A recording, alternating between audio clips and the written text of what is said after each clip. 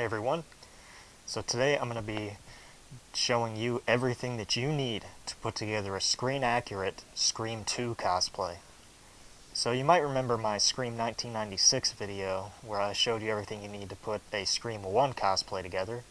Well, I figured I'd go ahead and do it for every movie also, and obviously the next one is Scream 2, so I figured that would be the perfect one to do next. So the first thing we're going to talk about are the masks. So the first mask that we're going to talk about is this. This is a Cotton Shroud Generation 2 Fantastic Faces. Now this is the style of mask that was in Scream 2, as it has the sewing lines and how flimsy the vinyl is. And this is pretty much in the entire movie almost. There's just one scene that it's not in, but we'll talk about that in a second. Now these do come on poly shrouds also, so you could use a poly shroud Gen 2 if you don't really care that much about accuracy.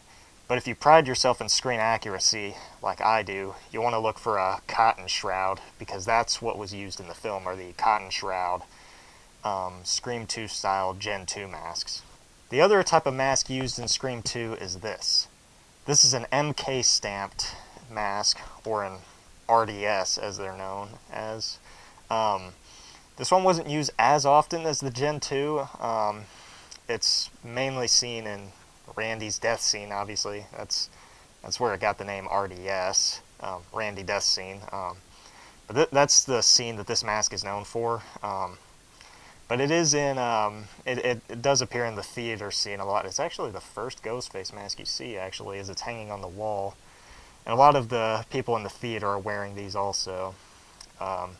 This one in particular has a cotton shroud. I'm not entirely sure if the masks used were cotton shrouds or poly shrouds.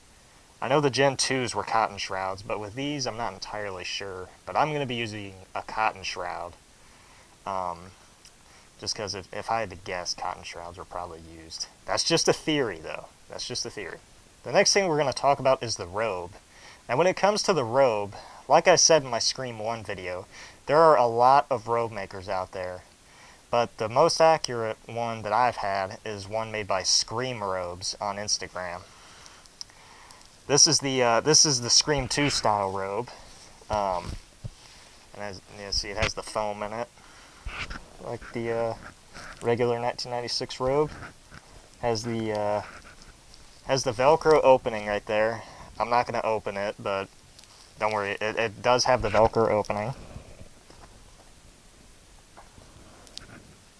And let me see if I can find the arm. It has the streamers on it. Now the streamers on this one are rounded.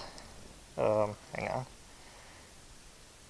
on. There you go. You see the streamers are rounded at the bottom, unlike the 1996 robes, where they have the squared off streamers. Now unlike Scream 1, this movie only uses one style robe. If you remember in my Scream 1 video, I pointed out how there were two robes, or two different robe styles used in that movie. This one uses only one robe style, so you don't have to worry about buying a different robe for the RDS mask or the Gen 2. You can just use the same robe for both masks. Now the next thing we'll talk about are the boots.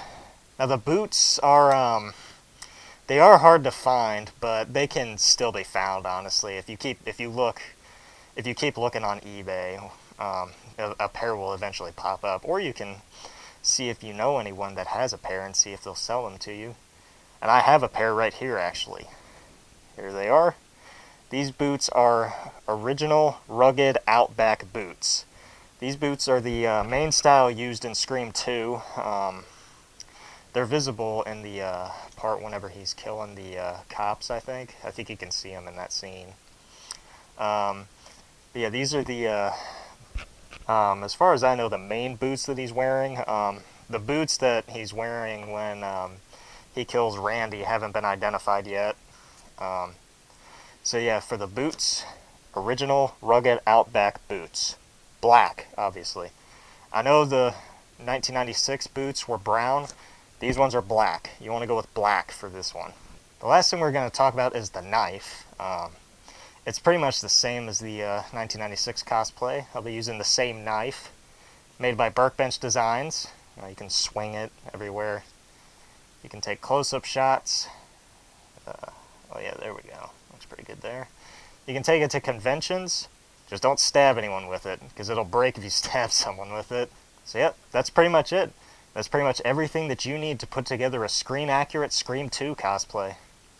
Hope this helped you out with learning about where you can get everything.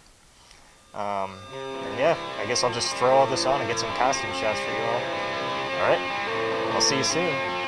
Never said I was innocent.